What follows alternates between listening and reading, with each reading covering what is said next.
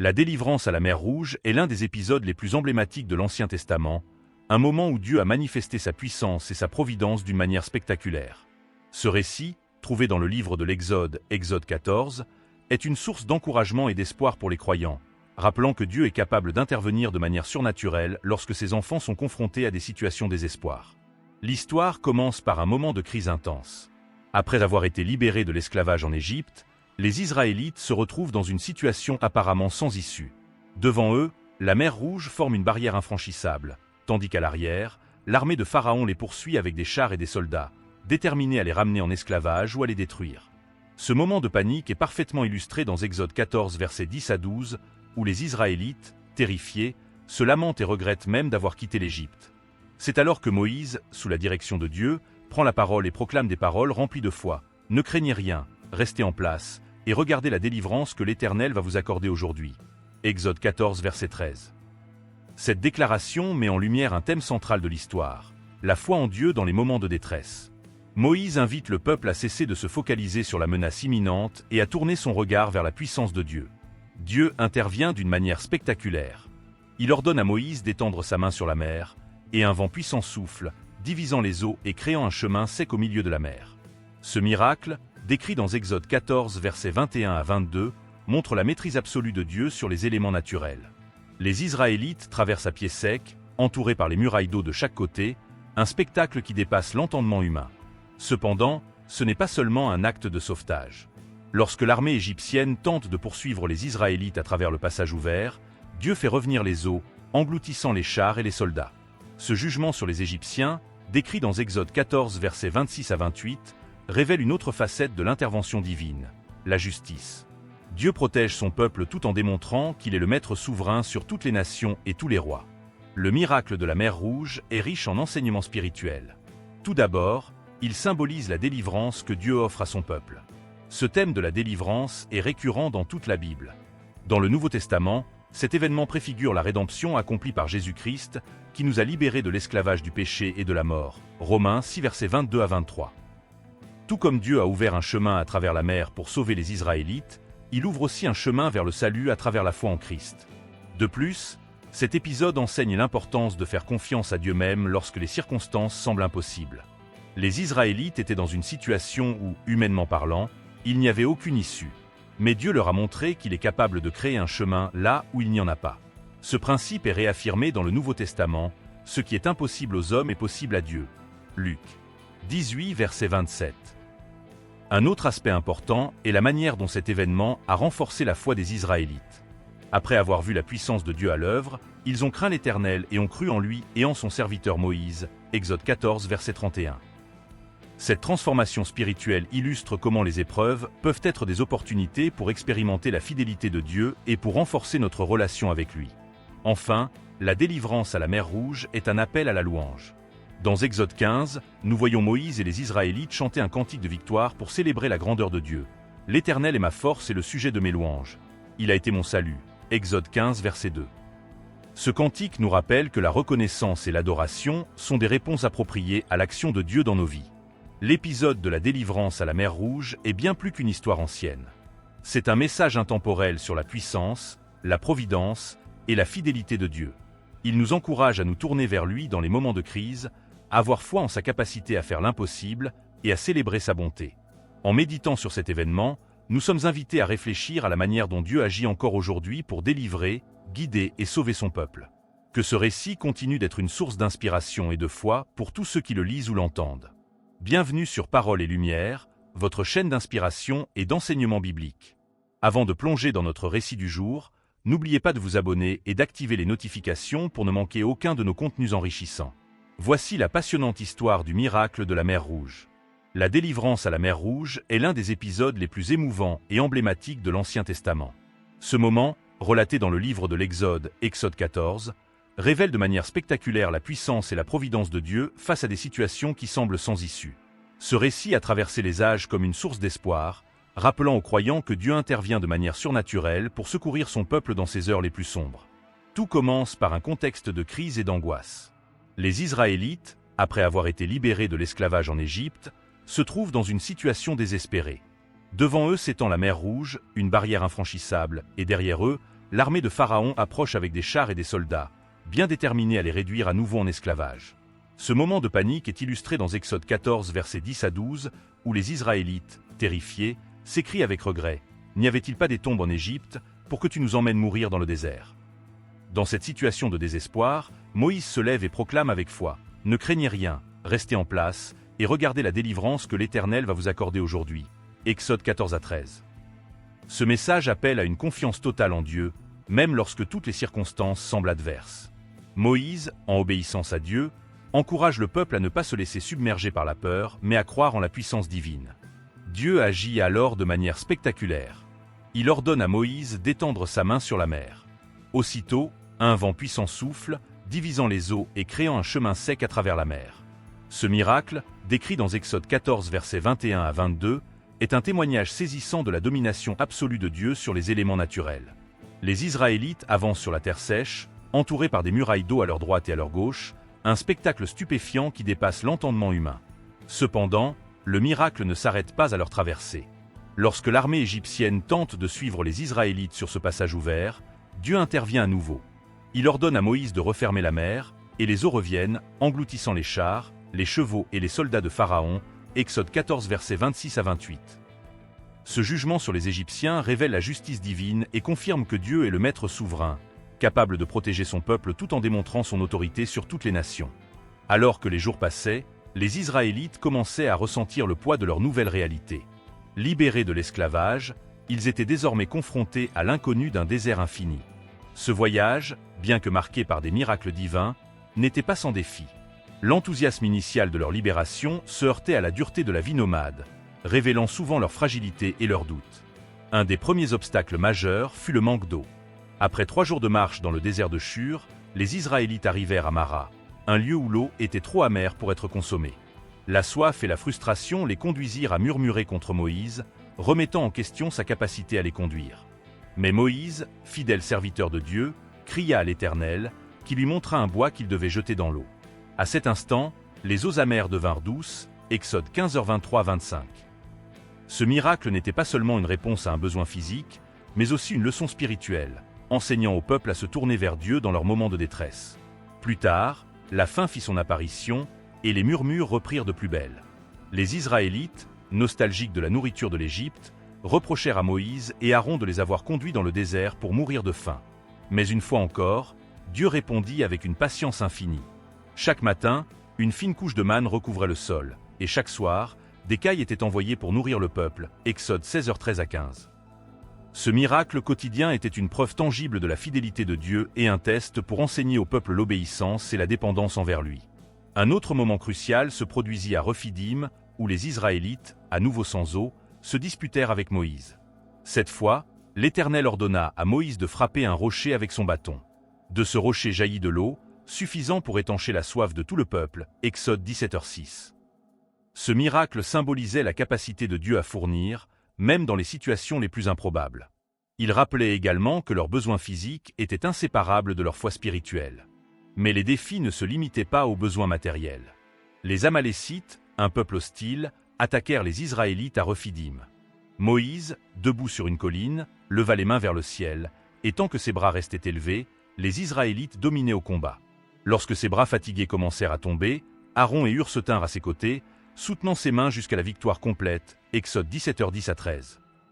Ce moment puissant illustrait non seulement l'importance de l'intercession, mais aussi le rôle de la communauté dans le soutien mutuel.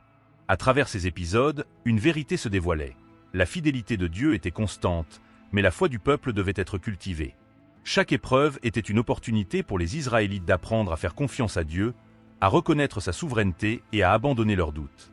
Ces leçons, bien que parfois douloureuses, étaient essentielles pour les préparer à leur destinée.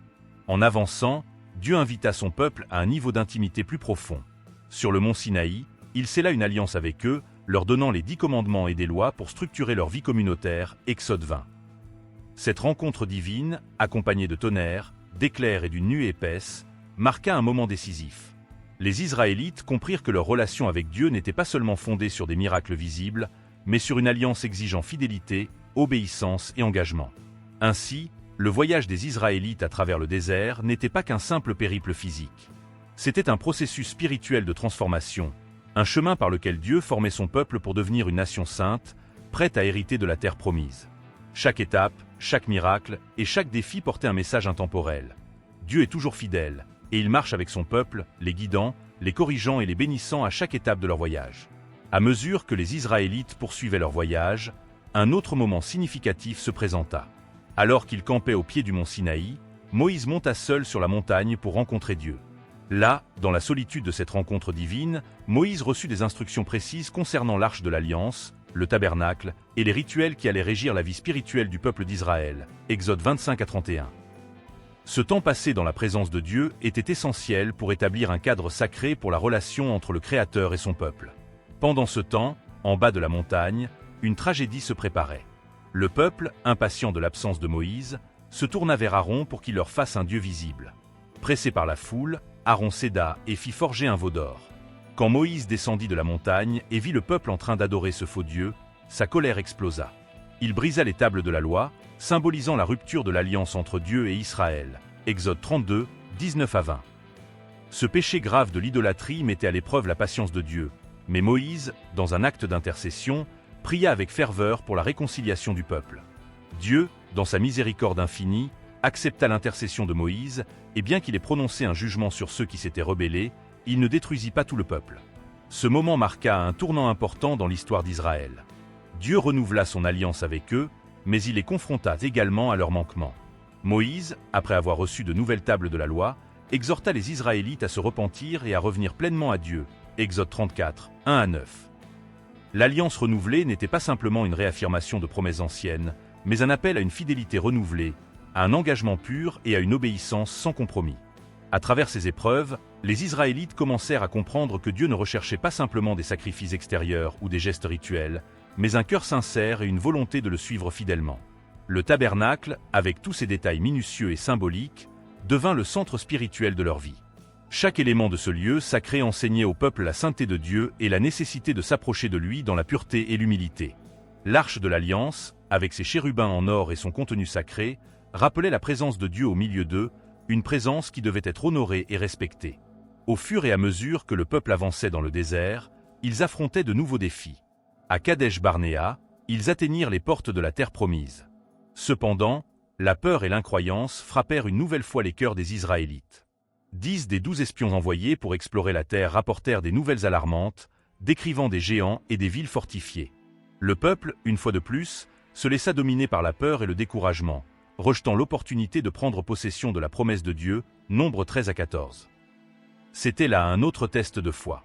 Dieu, dans sa justice, déclara que cette génération ne verrait pas la terre promise, mais qu'ils erreraient dans le désert pendant 40 ans, jusqu'à ce que la nouvelle génération soit prête à entrer. La leçon qui se dégageait de ce nouvel échec était claire. Dieu ne voulait pas seulement que le peuple croie en ses promesses, mais qu'il ait une confiance inébranlable en sa capacité à accomplir ce qu'il avait dit.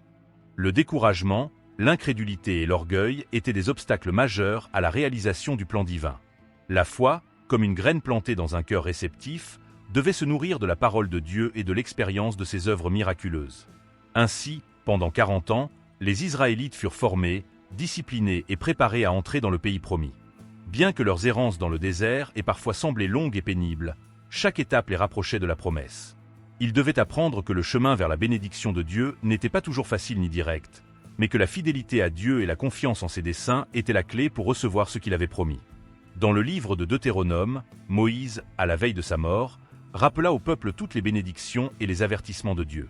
Il leur rappela la fidélité de Dieu à travers les âges, tout en les exhortant à obéir à la loi et à marcher dans les voies du Seigneur.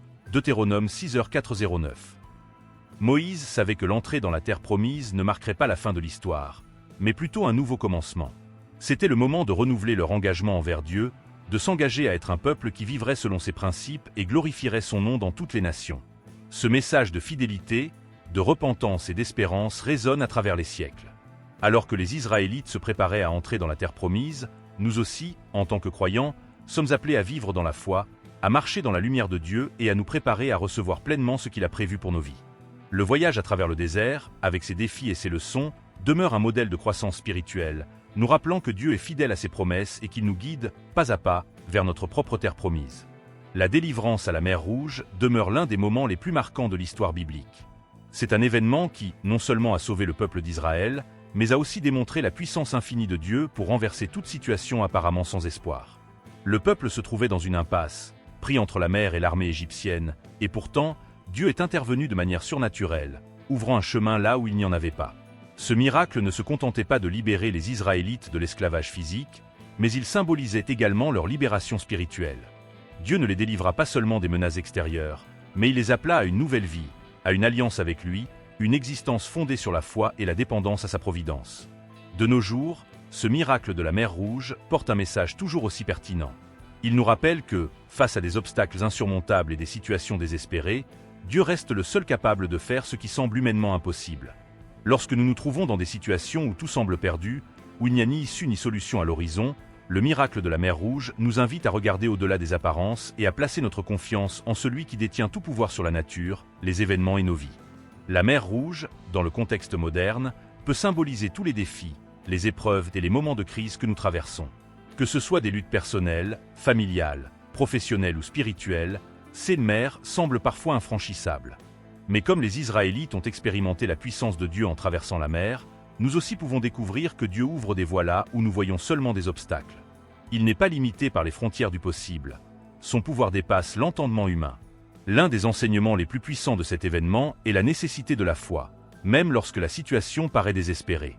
Les Israélites, au bord du découragement, se sont tournés vers Moïse, mais ce n'était pas Moïse qui les avait sauvés. C'était Dieu, agissant par lui.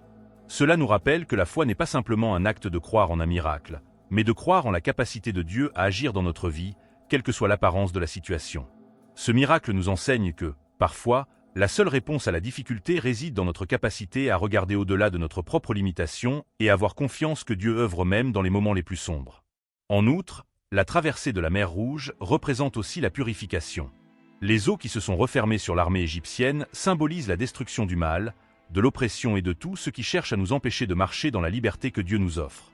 Ce moment de délivrance préfigure aussi, d'une certaine manière, le salut offert par Jésus-Christ dans le Nouveau Testament. Comme les eaux de la mer ont séparé les Israélites de leurs ennemis, la croix de Jésus nous sépare de l'esclavage du péché et nous ouvre la voie vers une nouvelle vie, un chemin de liberté spirituelle. Aujourd'hui, chaque croyant peut trouver dans le miracle de la mer Rouge une promesse de libération et de transformation. Dieu ne se contente pas de nous délivrer une fois pour toutes. Il est celui qui, chaque jour, ouvre des voies nouvelles pour ceux qui lui font confiance. Que ce soit dans la guérison de nos blessures émotionnelles, la restauration de nos relations brisées, ou la victoire sur les luttes internes, Dieu continue de montrer sa puissance en ouvrant des mers dans nos vies. Il ne nous appelle pas simplement à survivre, mais à avancer avec lui, sur des terres sèches là où nous n'aurions jamais cru qu'un chemin existait. Le miracle de la mer Rouge est un appel à la foi active et à la persévérance, un encouragement à croire que, même au cœur de la tempête, Dieu ne nous abandonne pas. Il transforme les situations désespérées en témoignages de sa grandeur. À chaque étape de notre parcours, il nous rappelle que tout est possible à celui qui détient les clés de la nature et de l'histoire, et que sa fidélité ne faillit jamais. La mer Rouge n'est donc pas seulement un événement passé. Elle est un témoignage vivant de la manière dont Dieu travaille aujourd'hui, nous invitant à croire en son pouvoir de nous délivrer, de nous guider et de nous conduire, pas à pas, vers un avenir de promesses accomplies. Le miracle de la mer Rouge nous enseigne également l'importance de la patience et de la persévérance dans notre marche avec Dieu. Lorsque les Israélites se retrouvent face à la mer, tout semble perdu. La pression de l'armée égyptienne derrière eux, la mer devant eux, et la peur qui s'empare de leur cœur pourraient les pousser à abandonner. Mais au lieu de cela, ils sont appelés à attendre et à voir l'œuvre de Dieu. Cette attente, bien que difficile et angoissante, devient un moment d'épreuve pour leur foi. Ils sont forcés de reconnaître que ce n'est pas par leur propre force qu'ils vont être sauvés, mais par l'intervention divine. Dans notre vie quotidienne, nous sommes souvent confrontés à des moments où, comme les Israélites, nous devons attendre sans savoir ce que l'avenir nous réserve. L'attente peut être douloureuse, remplie de doutes et d'incertitudes. Pourtant, c'est dans ces moments de silence et d'incertitude que Dieu travaille souvent de manière la plus puissante. Il nous enseigne à lui faire confiance, même lorsque nous ne voyons pas de solution immédiate.